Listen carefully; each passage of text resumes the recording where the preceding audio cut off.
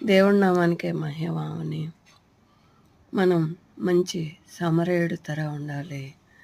ఎందుకంటే దారిలో పడిపోయిన అతన్ని కట్టుకట్టి గాయంతో ఉన్న అతన్ని మళ్ళీ తన దగ్గర ఉన్నది సాలకపోతే మళ్ళీ వచ్చి ఇస్తానని చెప్పిన అతను మన వల్ల ఆపదలో ఉన్నప్పుడు, ఆకలిగా ఉన్నప్పుడు మన కళ్ళతో మోసుకుపోకూడదు, కానీ మంచి పనులతో మనం కూడా జ్ఞానంగా నడవాలి.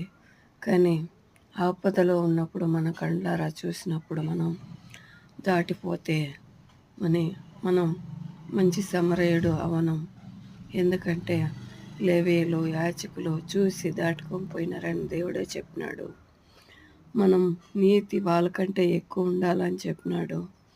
కాబట్టి మనం వేరే వాళ్ళ కష్టాల్లో ఉన్నప్పుడు, మనం ఈ లోకంలో బతికేటప్పుడు అన్యుల తర దుబారిగా జంబంగా బతకూడదు, కానీ ఆపదలో ఉన్న వాళ్ళకి మనం ఆదుకోవాలన్నదే దేవుడి ఆశ. అన్ని విషయాల్లో